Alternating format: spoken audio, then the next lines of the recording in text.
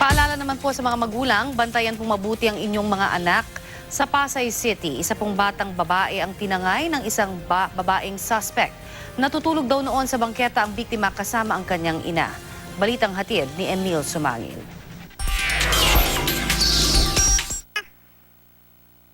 Siya ang magdadalawang taong gulang na si Sunshine Pineda Baguio. Ay, siguro namamalimot ito. Mas nakagawi ang tawagin sa pangalang Takya. Alas 2 ng madaling araw noong December 29, dinukot si Takya sa Pasay City. Sa kuha ng CCTV video ng barangay sa area ng Libertad, makikita ang babaeng suspect habang karga si Takya.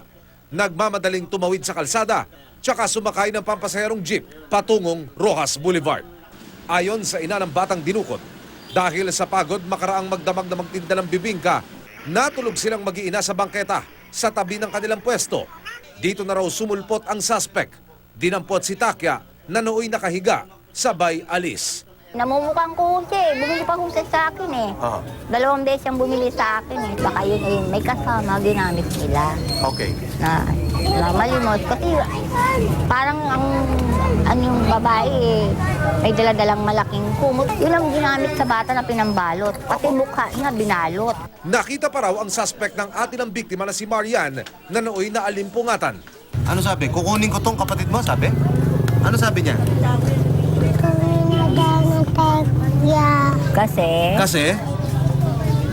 Bakit daw? Wala daw siya baby. Wala daw siyang baby. Hindi mo sinumbong kay mami? Bakit? Puyat siya eh. akala mo namatay ang anak. Masakit po. Kung saan sana ngayon nakarating ang ama't ina ni Takya. Nabikot po kami. Oh. Sa mga kalsalye po kung saan po na mga tutulog, yung mga bata natutulog. Oh. Mga mamalimos. Dala ang missing poster nito at nagtatanong-tanong baka sakaling may nakakita kay Takya. Araw-araw po ako nagdadasal. Sana po makita po namin. Anak po. Okay. Saan dito nangyari? Yun po. Nangako ang Social Welfare Office ng Pasay City.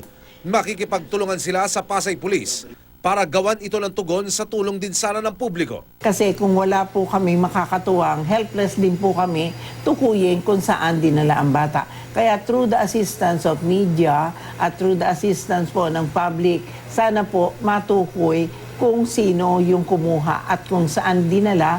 Kung halimbawa man mo, ibinenta yung bata na yan sa inyo, parang awa na po ninyo, ibalik nyo sa amin yung bata na yan.